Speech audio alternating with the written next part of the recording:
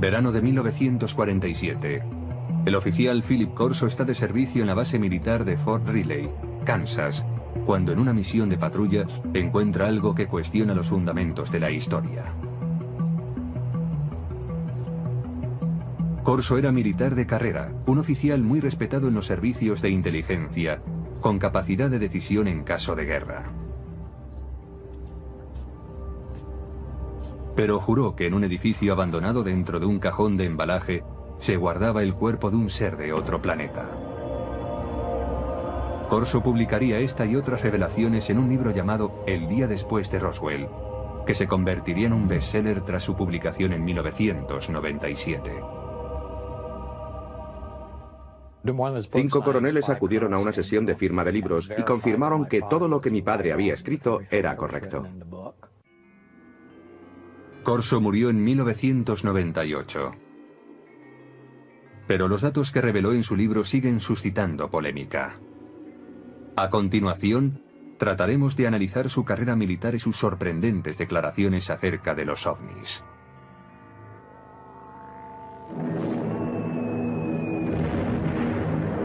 ...1942... el año siguiente al ataque de Pearl Harbor. Philip Corso, un joven de una pequeña ciudad de Pensilvania, es reclutado por el ejército.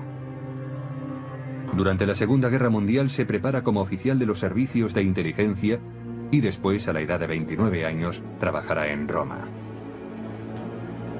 Su misión: descubrir y eliminar agentes soviéticos. Cuando el ejército de los Estados Unidos ocupó Roma, lo que quería era que el gobierno de la posguerra fuese un gobierno amigo, no un gobierno comunista. Corso desempeñaba una labor de responsabilidad. Se le consideraba un hombre con futuro. En abril de 1947, Corso vuelve a los Estados Unidos para seguir su preparación en el servicio de inteligencia del ejército en Fort Riley. 3 meses más tarde, en julio de 1947, llega la noche en que, según declara, tiene lugar el hallazgo que tanto le impresionó. Corso tiene 32 años y es el oficial de guardia aquella noche. La seguridad de la base está bajo su responsabilidad. Esa noche, Fort Riley bulle de actividad. Han llegado a la base de Kansas 5 camiones con los restos del misterioso accidente de una aeronave en Roswell, Nuevo México.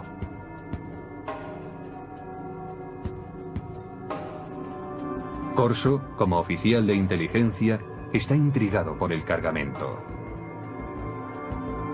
Y hacia las 11 de la noche, entra en el edificio donde se ha dejado la carga. Un policía militar le confiesa que ha mirado en uno de los cajones que formaba parte del cargamento y que no puede describir lo que ha visto. Entonces Corso decide mirar también. Y descubre una especie de ataúdes. Son pequeños, como ataúdes para niños. Intrigado, levanta la tapa de uno de ellos.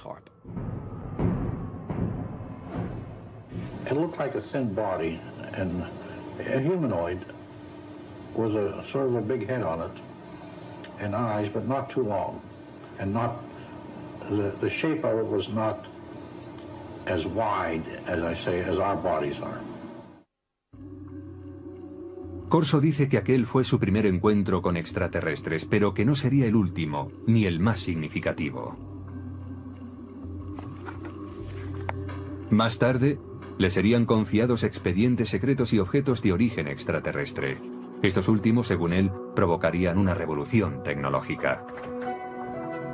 Pero en 1947 acababa de empezar esta historia.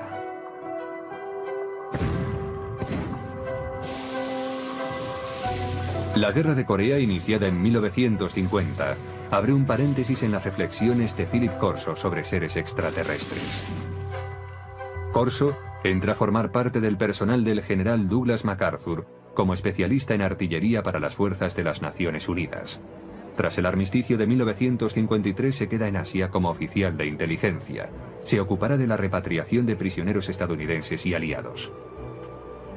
Llegué a conocer a Philip Corso porque se encargó de la liberación de prisioneros de guerra en el lejano Oriente, a las órdenes de MacArthur, y más tarde fue oficial de proyectos especiales en el Consejo de Seguridad Nacional, trabajando para Eisenhower en la Casa Blanca. Según su expediente militar, Corso es ascendido al rango de teniente coronel en julio de 1953. Según afirmó, fue asesor personal del presidente Dwight Eisenhower, al que informó de la creciente infiltración del KGB en la CIA.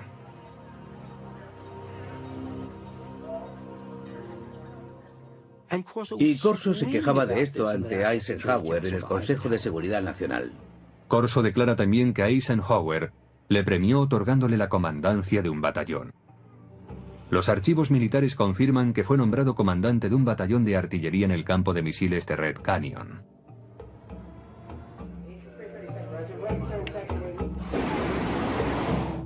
En octubre de aquel año, Corso está al mando de un batallón en Alemania Occidental, donde desarrolla nuevas estrategias de tiro para ataques nucleares. Allí demuestra que sabe cumplir órdenes, pero también demuestra que tiene iniciativa. Está al mando de una batería de armas nucleares. Si se hubiese declarado la guerra contra la Unión Soviética en los años 50, cuando Corso estaba en Alemania, él habría tenido autoridad para disparar armas nucleares. Pero cuando vuelve de Alemania, su carrera cambia totalmente de dirección. El brillante oficial de la inteligencia, intrépido cazador de espías enemigos y comandante de artillería con potestad para utilizar armamento nuclear, se convierte ahora en reservista de la Guardia Nacional. En octubre de 1960, Corso está prácticamente retirado.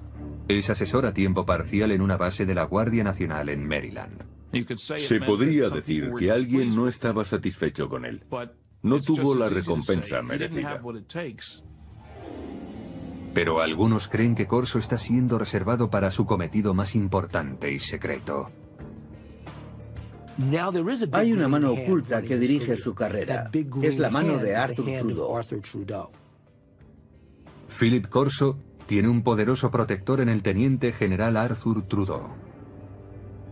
Graduado en West Point, en la promoción de 1924, Trudeau es considerado un oficial progresista y admirador de la alta tecnología. En la época de la Guerra Fría es el primero en proponer una formación tecnológica para los oficiales de la inteligencia, y en 1958 es nombrado director del área de investigación y desarrollo del ejército. Cuando Trudeau tiene ocasión de nombrar a un adjunto, recurre a Corso, y así se inicia la etapa de este último en el área de investigación y desarrollo. General called me and said, "Don, establish Foreign Technology Division and you're the chief of it. And you got an office down next floor under me." Hasta ese momento de su carrera, la trayectoria de Corso en el ejército es fácilmente verificable examinando los archivos militares. Trabajó en el Pentágono. Allí estaba su despacho, así consta. Y lo hizo para el general Trudeau, que le conocía bien, de eso no hay duda. Pero desde que empezó su labor en el Pentágono, el rastro de su carrera es más difícil de seguir y también es más difícil confirmar sus declaraciones. Corso escribió que su trabajo en el Pentágono incluía el análisis de los avances militares extranjeros como el armamento para helicópteros desarrollado por los franceses o el caza de despegue y aterrizaje vertical del ejército británico. Dicha tecnología sería invertida por los estadounidenses. Los militares han desarrollado a lo largo de los años una serie de proyectos dirigidos a copiar dispositivos tecnológicos provenientes del extranjero. Así, una de las tareas de Corso era acceder a esa tecnología extranjera, como la francesa, e invertir su ingeniería. Si se descubría algo bueno, era incluido en los planes tecnológicos propios. Invertir la tecnología enemiga resultó algo habitual en la época de la Guerra Fría. Los soviéticos utilizaron los aviones Sabor capturados de los norteamericanos para invertir su tecnología, y los Estados Unidos utilizaron los MiG capturados para invertir la ingeniería soviética. La tarea de Corso implicaba estudiar la tecnología extranjera, pero su trabajo cambiaría pronto. Poco después del 20 de julio de 1961, dice Corso, el general Trudeau le llama a su despacho y le adjudica una labor sorprendente: examinar la tecnología de la nave extraterrestre que se estrelló en Roswell, Nuevo México, en 1947.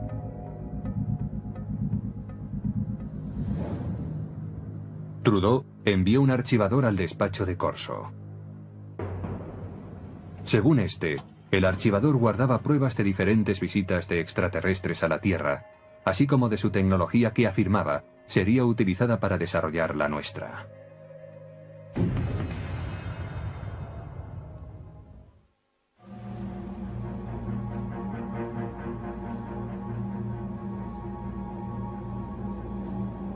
Philip Corso declaró que en 1947 él había visto los cuerpos de los extraterrestres cuyo ovni se había estrellado cerca de Roswell, Nuevo México. La descripción de Corso coincide con la de aquellos que se declararon testigos del accidente. Los alienígenas, según estos testigos, eran 4 pequeños seres humanoides, con manos de 4 dedos, piernas delgadas, una cabeza excesivamente grande y ojos en forma de almendra.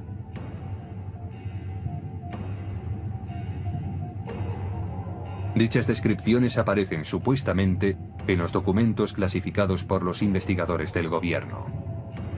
Hasta el día de hoy, dichos documentos no han sido autentificados.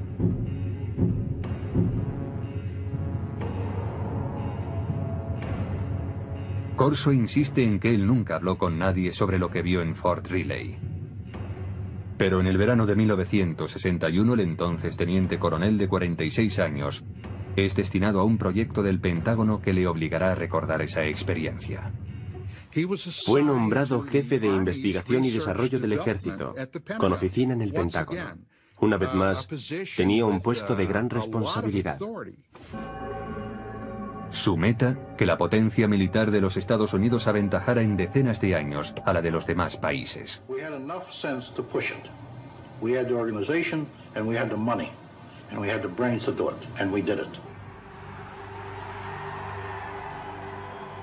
Durante la época de la Guerra Fría, dice Corso, preocupaba mucho al gobierno que los rusos llegasen a tener acceso a los materiales extraterrestres o, lo que era aún peor, que los alienígenas utilizaran su superior tecnología para invadir la Tierra.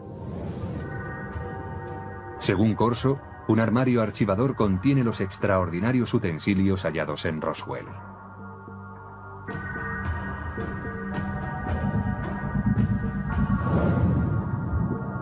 Un trozo de traje metálico superresistente. Corso afirma que quizás sirviera para proteger a los alienígenas.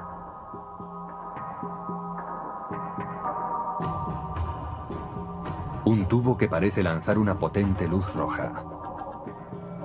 El teniente coronel piensa que podría ser un instrumento quirúrgico o un arma. Una corona para la cabeza que, según los informes militares, podría haberse usado para transmitir pensamientos o para guiar la nave espacial. Circuitos impresos en miniatura, posiblemente un microcircuito prefabricado.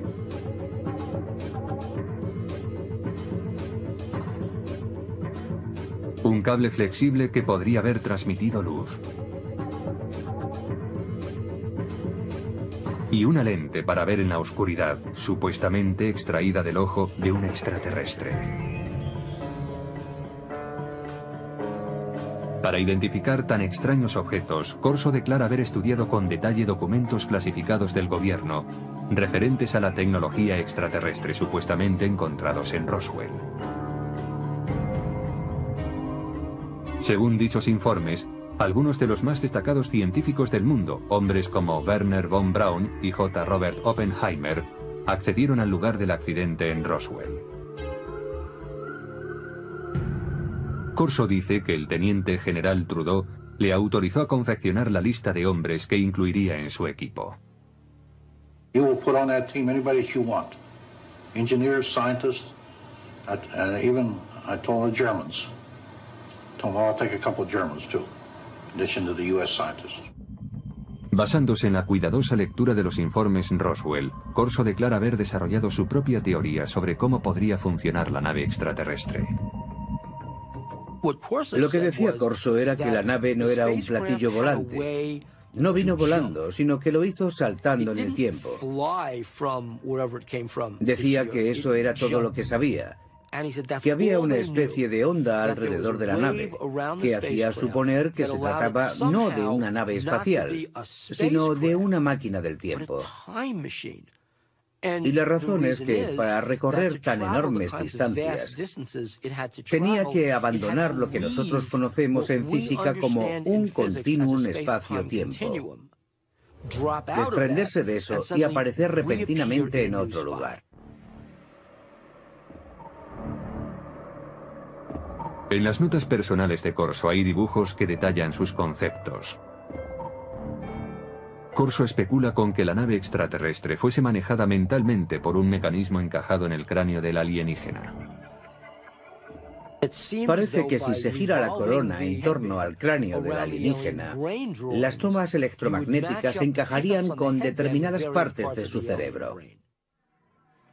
Una vez concluida la investigación, Corso decide que está preparado para ir más allá.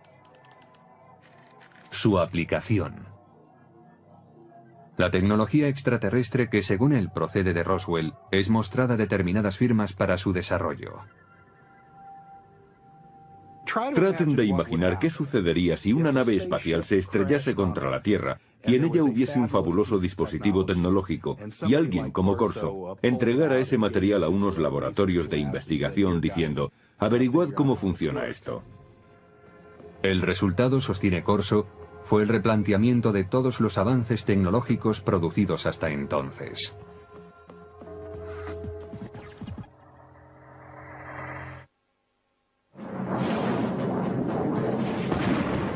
En la década de 1960, la potencia militar estadounidense está plenamente entregada a la Guerra Fría. El teniente coronel Philip Corso quiere usar en su apoyo la tecnología extraterrestre. A finales del verano de 1961, empieza a ponerse en contacto con laboratorios de armamento militar para tratar la cuestión. Los laboratorios del ejército también tenían científicos civiles, y aunque tenía que permitirles el acceso al material clasificado, Phil Corso se sentía muy cómodo trabajando con científicos civiles. Además, todas las autorizaciones formales corrían a cargo de los laboratorios. En Estados Unidos existen numerosos laboratorios de alta tecnología donde científicos civiles trabajan en proyectos militares. Los Álamos, sede del proyecto Manhattan, quizás sea el más famoso. Pero en 1961, Fort Belvoir, en Virginia, desarrollaba en secreto un proyecto para conseguir la visión nocturna. Corso declara que este sería el primer laboratorio al que recurriría. Para que aquellos objetos fueran analizados debidamente, no podía llevarlos a un taller de reparación de radio. Debía llevarlos a algún lugar de suficientes garantías. Según Corso, los testigos de Roswell declararon que la nave extraterrestre usaba una tecnología muy avanzada que permitía la visión nocturna. Si alguien entraba en la nave y miraba hacia afuera, veía el exterior tan nítidamente como si fuese de día, aún en plena noche. También hay, según Corso, una lente extraída del ojo de un extraterrestre que tiene la propiedad de aumentar la intensidad de la luz. Nadie sabe relacionar ambas cosas, dice Corso, pero todo el mundo es consciente de su valor potencial. Corso mantiene que a finales del verano de 1961 muestra a los investigadores de Fort Belvoir la lente extraída del ojo del alienígena y, al parecer, otro tipo de tecnología para aumentar la intensidad de la luz, también hallado en la nave. Este es el tipo de tecnología que, aunque parece ser que ya se había empezado a desarrollar durante la Segunda Guerra Mundial, realmente avanzó en progresión geométrica en años posteriores. Ahora bien, ¿puede esto atribuirse a la tecnología hallada en Roswell? Según Corso, sí. Corso dice que no pudo desarrollarse el mecanismo de control mental. Su teoría era que solo podía funcionar con el cerebro de un extraterrestre. Pero este revés no impide el desarrollo de otro dispositivo.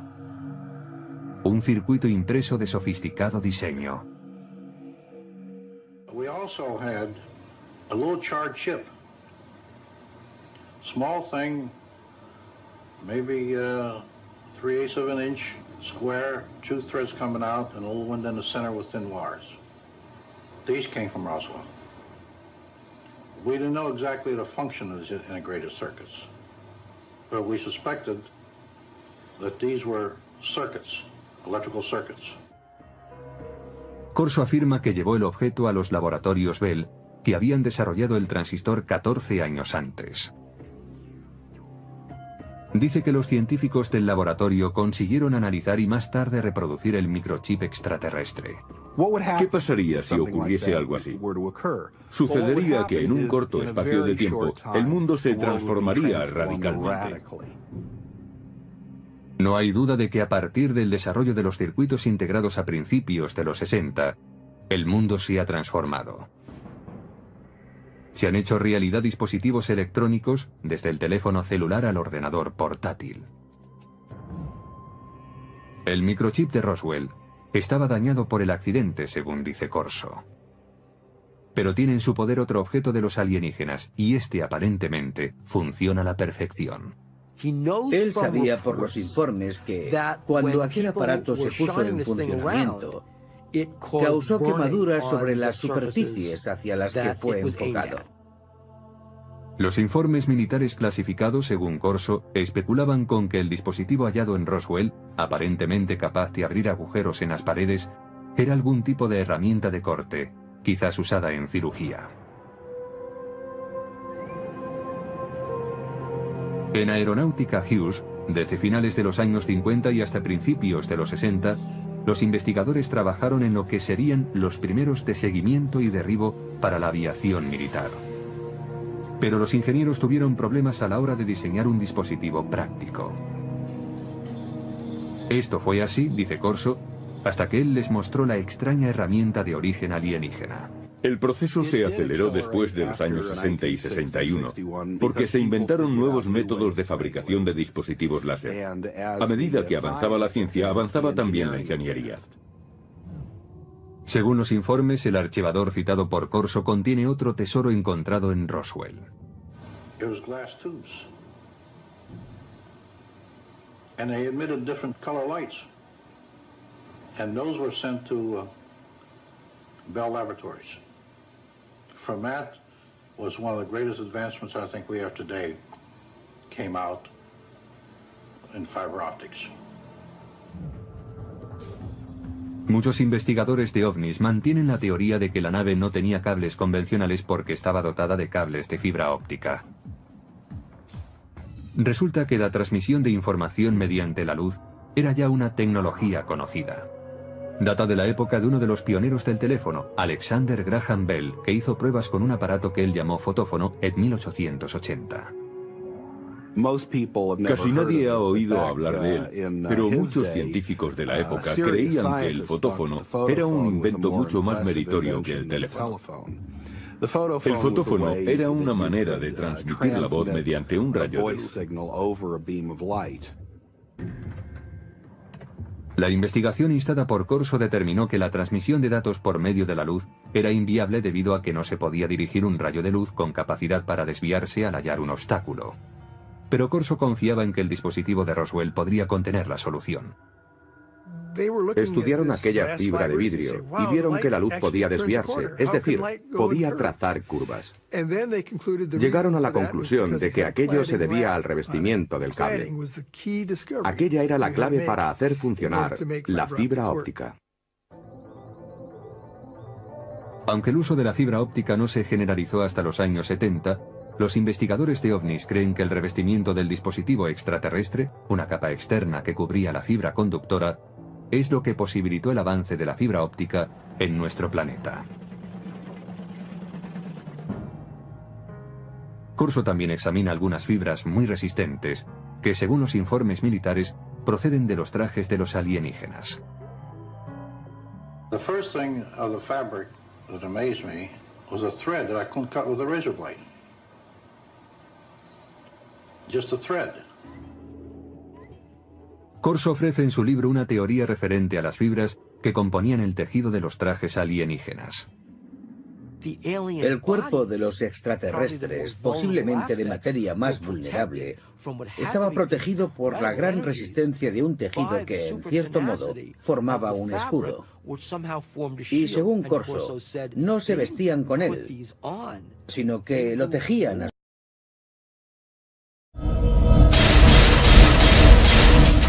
su alrededor. Es decir, lo hilaban como un capullo de seda. Corso se pregunta si estas fibras tan resistentes tendrían aplicación como material antibalas para ser usados por los cuerpos de seguridad y por el ejército. Corso asegura que el ejército intentó llevarlo a la Universidad de Colorado para tratar de fabricar dicho material. A mediados de la década de los 60 hubo grandes avances en cuanto a tejidos resistentes. Usaban la tecnología de los polímeros, el tipo de moléculas que, decía Corso, estaban presentes en el tejido extraterrestre. En 1965 se inventa el Kevlar, un tejido que se usaría en chalecos antibala. Una prueba más, según Corso, del impacto de la tecnología extraterrestre.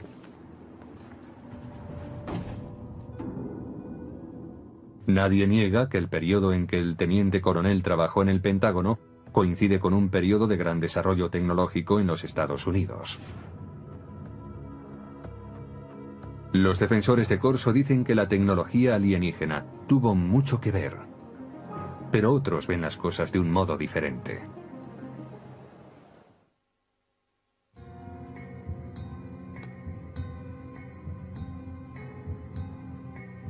En su libro El día después de Roswell, el teniente coronel Philip Corso declara haber introducido la tecnología extraterrestre hallada tras el incidente de Nuevo México en la agenda de los militares estadounidenses. Pero otros afirman que los avances científicos de los años 60 no fueron obra de un héroe, ni se debieron a la ayuda extraterrestre. Resulta simpático pensar en un héroe que nos conduce a un mundo de avanzadas tecnologías adquiridas de platillos volantes. Pero después de trabajar en numerosos programas de investigación y desarrollo, puedo asegurar que no es esa la forma en la que avanza la tecnología. Por ejemplo, en un programa aeronáutico de propulsión nuclear, empleamos 3.500 personas, 1.100 de ellas eran ingenieros y científicos. Gastamos $100 millones al año. Esa es la clase de trabajo que se hace para desarrollar una nueva tecnología.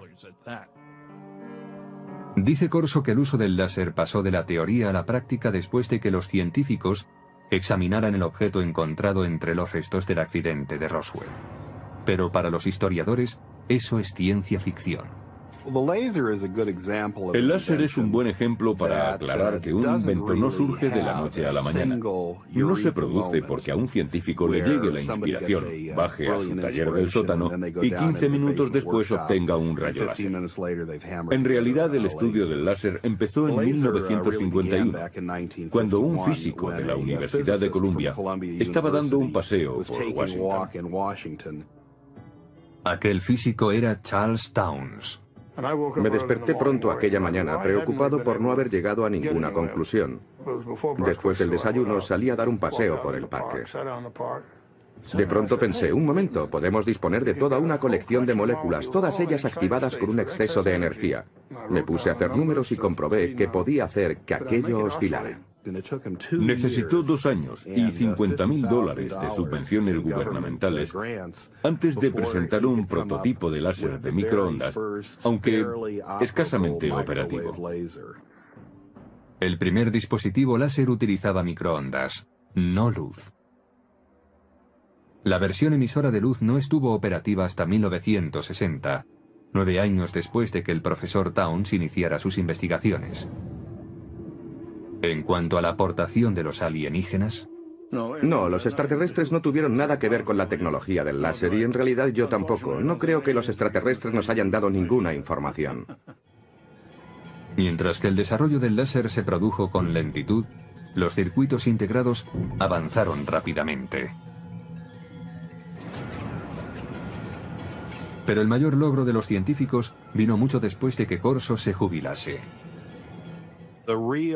El verdadero avance tuvo lugar en 1971, cuando un hombre llamado Tim Hoff introdujo un microprocesador en una pieza de silicona, una computadora en un chip. Lo que sucede básicamente en un circuito integrado es que controlamos el flujo de electrones, o en ciertos casos, la ausencia de electrones. Ted Hoff, conocido como el arquitecto del microprocesador, empezó a trabajar con circuitos integrados en 1968. Hoff refuta la declaración de Corso según la cual un chip alienígena hallado tras el accidente de Roswell hizo posible una versión terrestre. En un accidente, se puede suponer que se han producido daños, y estos daños pueden hacer aún más difícil el análisis de un objeto. Incluso cuando se dispone del objeto, se necesita un contexto. Quien haya visto este objeto en aquellos días, sin un contexto en el que enmarcarlo, en otras palabras, sin saber para qué servía, tendría incluso menos posibilidades de entenderlo. Hoff dice además que para reproducir un circuito integrado, como Corso dice que se hizo en 1961, habría sido necesario un microscopio electrónico de exploración, el cual no se inventó hasta 1966. Incluso si se observan hoy en día estos objetos, su resolución es tal que los microscopios ópticos ordinarios no podrían apreciarla. Haría falta algo más sofisticado. No creo que en aquel tiempo nadie hubiese podido imaginar qué cosa era aquella. Philip Corso dice también que el cable de fibra óptica extraterrestre inspiró a los científicos. Pero los científicos no apoyan su afirmación, porque la fibra óptica requirió una confluencia de tecnologías que fueron apareciendo a lo largo de décadas. La idea empezó a ser realmente interesante en 1965, cuando el láser ya estaba disponible. Alguien supuso entonces que se podía dar un uso comercial a la fibra óptica. Y así, poco después, el proyecto fue abordado por un trío de inventores en Corning. Consiguieron por fin fabricar fibra óptica en 1970. La luz de un láser mejoraba la fuerza de la señal. El equipo de investigadores de Corning Glass creó una forma de sílice fundido. Este purísimo material de vidrio era capaz de transportar 65.000 veces más información que el hilo de cobre. La fibra óptica ya era algo interesante desde el punto de vista comercial, 10 años después de que Corso proclamara haber acelerado la tecnología. Ese fue el verdadero logro de Don Deck, Peter Schultz y Bob Maurer. Encontrar esa forma tan innovadora de fabricar vidrio. Corso declaró también que su secreto había inspirado un salto cuántico en la tecnología de la imagen. Pero los expertos afirman que la tecnología para convertir la noche en día también llevaba décadas desarrollándose. El proceso fue evolucionando paulatinamente. Había empezado allá por 1940, cuando se suministraron a los ejércitos aliados, en la Guerra del Pacífico, pantallas de radar con intensificación de imagen. El primer dispositivo de visión nocturna empleaba la formación de imágenes térmicas. Desarrollado por los alemanes durante la Segunda Guerra Mundial, convertía energía calorífica en un espectro visible usando una luz infrarroja y un receptor. Más tarde, a principios de los 60, William Spicer, un investigador del Departamento de Defensa, creó un mecanismo para la intensificación de la imagen. Los científicos de Fort Belvoir se basaron en sus trabajos. La intensificación de imagen no requiere luz adicional. Funciona como un receptor de radio para ondas lumínicas, amplificando la luz existente. Los intensificadores de imagen actuales son lo bastante pequeños para poderse llevar como gafas y son capaces de amplificar la luz, multiplicándola por 35.000.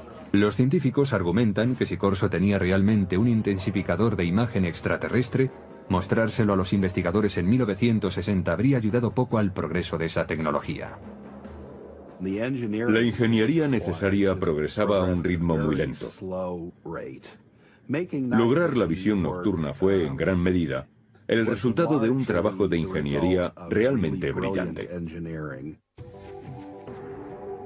Finalmente, según expertos en tecnología, las fibras superresistentes de Corso no venían de los trajes espaciales de los alienígenas, sino del fruto de años de investigación de una científica llamada Stephanie Kwolek, que trabajaba en la compañía DuPont. Ella consiguió enlazar cadenas de átomos en 1965. En 1971 el Kevlar ya estaba en el mercado. La teoría de que algo como el Kevlar salió de un platillo volante resulta tan chocante para mí como insultante para alguien como Stephanie Kwolek, que invirtió enormes esfuerzos, años de su vida, una enorme dedicación e inteligencia para desvelar los secretos de la naturaleza. Además, algunos escépticos insisten en que el teniente coronel Corso sencillamente no tenía los conocimientos suficientes para promover un programa de ingeniería inversa. Leí algo que había escrito hace años y vi que aquello no era alta tecnología. Yo he trabajado para General Electric, Westinghouse, General Motors, TRV System, McDonnell Douglas y junto a muchos científicos. Yo mismo soy físico y no vi nada en los escritos de Corso que indicara que tenía los conocimientos, el talento, la formación para manejar un material como aquel y llevarlo a la industria. Corso tenía una respuesta para tal objeción. Decía que su equipo de científicos de élite le ayudaba a interpretar los objetos de Roswell. I didn't have the training or the background for something. You know, they got highly technical. But fortunately, the German scientists were there. I knew von Braun, and I knew Hermann Oberth. Oberth was a man that said we've been helped. But we had to keep it quiet to protect our budget, protect our organization. Para los escépticos, caben más dudas acerca de Corso. Según ellos, un teniente coronel no debería asumir funciones como las que Corso se atribuía. Creo que un indicio de su consideración dentro del ejército viene dado por el hecho de que nunca llegó a coronel, a pesar de sus muchos años de servicio. Pero otros apoyan las afirmaciones de Corso, en particular aquellos que dicen conocer el funcionamiento interno del ejército. En aquellos días, un teniente coronel tenía mucha más autoridad e importancia que ahora. Pero incluso hoy, hay tenientes coroneles que conocen mucho acerca de planes y operaciones importantes. Todos los científicos y militares con los que Corso dijo haber trabajado afirman que no había implicación extraterrestre en las tecnologías desarrolladas a partir de aquellos años. No existen documentos de ningún tipo que avalen las afirmaciones de Corso sobre ingeniería alienígena aplicada a la terrestre. Pero sus partidarios defienden que si no hay rastro de ningún documento, es por una razón.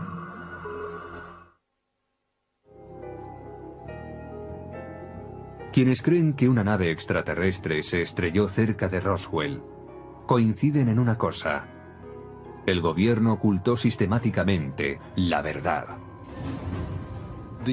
El gobierno de los Estados Unidos y otros gobiernos del mundo han ocultado pruebas para dar este asunto por concluido, pretendiendo así acabar con el misterio. Philip Corso alega que él también debía mantener en secreto su programa de ingeniería inversa. We couldn't discuss it. We made a decision. It cannot be discussed outside of us. We're doing good. We have the authority, we have the money for our R&D projects. Well, that's fine. Let's keep it that way. Let's not get mixed up in the murky area of whether they exist or not. En cuanto a la contribución de Corso a los avances de la ciencia, los escépticos dicen que la tecnología que él declara haber impulsado por aquella época ya estaba a punto de aparecer. Como prueba, aluden a la famosa corona de control mental, una tecnología extraterrestre que Corso reconoció que no pudo ser desarrollada. Hoy está en camino de convertirse en realidad sin su ayuda. Desde los años 70, los científicos han estado experimentando con las ondas cerebrales salidas del electroencefalógrafo para suministrar información y alterar el comportamiento. En la actualidad es posible usar juegos como este que informan a través de un electroencefalógrafo para aprender a controlar los estados del cerebro. Pero la tecnología del control mental ha avanzado más aún.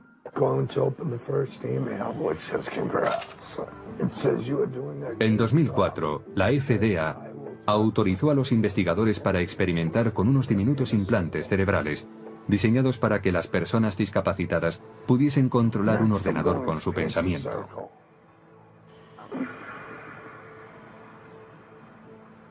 Los investigadores de ovnis dicen que los supuestos ocultamientos del gobierno pueden oscurecer para siempre los hechos de Roswell. Y en consecuencia, oscurecer también la verdad sobre si la tecnología extraterrestre contribuyó al desarrollo de la fibra óptica, los tejidos superresistentes, el láser, los circuitos integrados o la intensificación de imágenes. Hay gente que cree que los extraterrestres intervinieron, por ejemplo, en el 3500 a.C. en Egipto, para ayudar a los egipcios a construir pirámides. Pero los egipcios del año 3500 a.C. eran muy capaces de poner un gran bloque de piedra encima de otro. Si los egipcios hubiesen desarrollado de repente teléfonos celulares o algo así, entonces yo diría, de acuerdo, aquí hay un invento. Pero no fue eso lo que hicieron. Aunque el teniente coronel Philip Corso pueda ser cuestionado, sus ideas hayan suscitado polémica y sus afirmaciones hayan sido consideradas como propias de la ciencia ficción, su aportación al mito de los ovnis y a las leyendas populares no puede ser ignorado. Los militares, el Pentágono, el gobierno de los Estados Unidos no dan ese tipo de autoridad a un incompetente. Este hombre estaba bien considerado y era muy respetado. At my age, what do I have to lose? I have to let my grandchildren and my children know this, because how long will I be around yet? And when I go, it goes with me. Debió de haber muchos días, muchos, en los que Philip Corso se preguntase, ¿por qué yo? ¿Por qué tengo esta información? Yo creo que eso es algo que le atormentó durante muchos años. Es muy difícil guardar un secreto así para uno mismo. Hasta hoy solo se ha contado el 10% de la historia, dijo mi padre. El resto es información clasificada.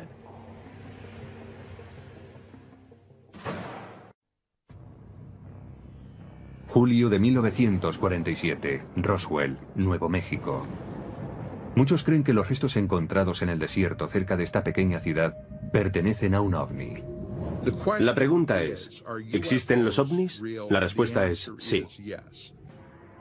Aún perdura la controversia sobre lo que aconteció allí aquella noche. Un exoficial de inteligencia del ejército de los Estados Unidos ha contribuido a la polémica. Según él, los ovnis no solo existen, sino que el ejército estadounidense ha copiado tecnología avanzada de ellos. Él lo sabe, afirma, porque ha tenido en sus manos muestras de esa tecnología y ha visto los cuerpos de los alienígenas encontrados en Roswell. The humanoid type body came from the Roswell area where there was a crash in 1947. ¿Por qué debemos creerle? ¿Por su rango? ¿Por los años de servicio al país y por su reputación? Pues era considerado uno de los militares más brillantes en su especialidad. ¿Quién es este individuo? ¿Qué dijo en el pasado? ¿Cuáles de sus predicciones se han cumplido? Según las palabras del teniente coronel Philip Corso, él era el responsable de que la tecnología extraterrestre llegara a los laboratorios militares y a los científicos civiles, quienes se valieron de ella para fabricar dispositivos láser, fibra óptica, circuitos integrados, gafas de visión nocturna y chalecos antibalas. Estudiamos platillos volantes que se han estrellado o que han sido derribados y tratamos de averiguar cómo funcionan. Muchos niegan que la tecnología extraterrestre haya sido el motor de la industria militar. Es una forma peculiar de confiar en la ingenuidad humana. Supe que Philip Corso no decía la verdad gracias a una serie de cosas. ¿Será la historia de Philip Corso fruto de su fantasía y su ambición? ¿O la confirmación de que en Roswell se estrelló un ovni en 1947? ¿Se inició realmente gracias a ese hecho un programa militar secreto que incorporaba la tecnología extraterrestre a la industria armamentística?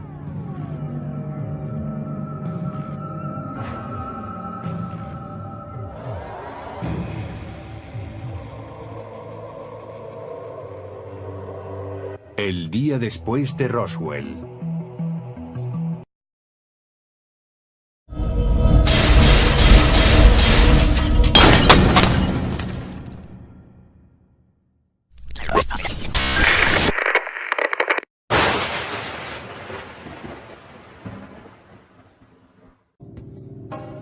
En abril de 1947, Corso vuelve a los Estados Unidos para seguir su preparación en el servicio de inteligencia del ejército en Fort Riley.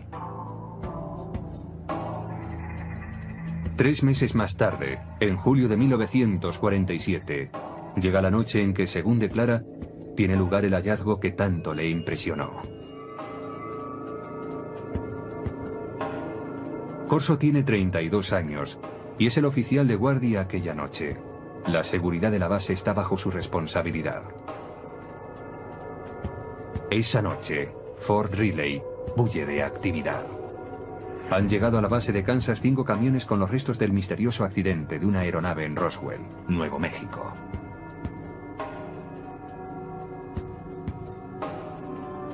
Corso, como oficial de inteligencia, está intrigado por el cargamento. Y hacia las 11 de la noche, entra en el edificio donde se ha dejado la carga. Un policía militar le confiesa que ha mirado en uno de los cajones que había escrito era correcto. Corso murió en 1998. Pero los datos que reveló en su libro siguen suscitando polémica. A continuación, trataremos de analizar su carrera militar y sus sorprendentes declaraciones acerca de los ovnis.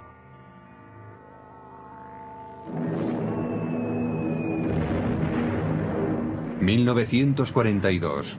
el año siguiente al ataque de Pearl Harbor. Philip Corso, un joven de una pequeña ciudad de Pensilvania, es reclutado por el ejército.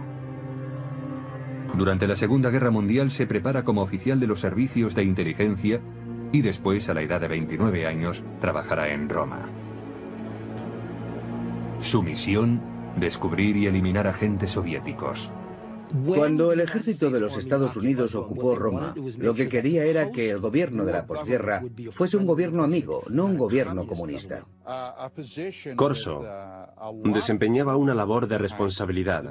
Se le consideraba un hombre con futuro.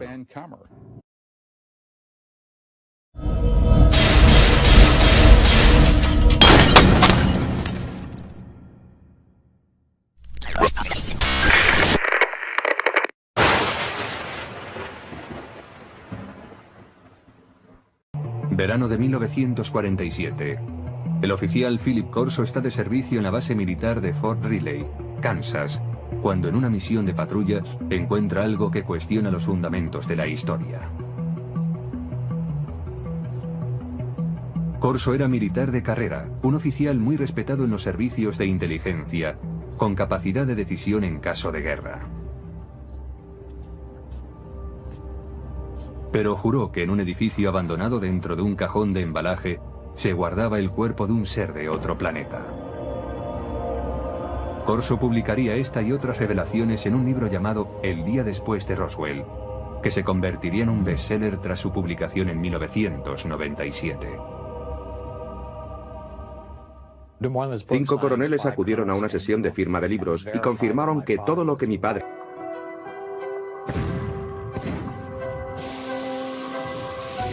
La Guerra de Corea, iniciada en 1950, abre un paréntesis en las reflexiones de Philip Corso sobre seres extraterrestres.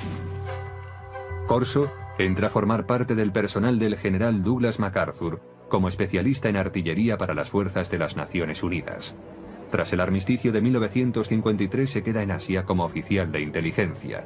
Se ocupará de la repatriación de prisioneros estadounidenses y aliados. Llegué a conocer a Philip Corso porque se encargó de la liberación de prisioneros de guerra en el lejano Oriente, a las órdenes de MacArthur, y más tarde fue oficial de proyectos especiales en el Consejo de Seguridad Nacional, trabajando para Eisenhower en la Casa Blanca. Según su expediente militar, Corso es ascendido al rango de teniente coronel en julio de 1953. Según afirmó, fue asesor personal del presidente Dwight Eisenhower, al que informó de la creciente infiltración del KGB en la CIA, que formaba parte del cargamento y que no puede describir lo que ha visto. Entonces Corso decide mirar también. Y descubre una especie de ataúdes. Son pequeños, como ataúdes para niños. Intrigado, levanta la tapa de uno de ellos. It looked like a thin body, and a humanoid with a sort of a big head on it, and eyes, but not too long, and not the shape of it was not as wide, as I say, as our bodies are. Corso dice que aquel fue su primer encuentro con extraterrestres, pero que no sería el último, ni el más significativo. Más tarde, le serían confiados expedientes secretos y objetos de origen extraterrestre. Estos últimos, según él, provocarían una revolución tecnológica. Pero en 1947 acababa de empezar esta historia.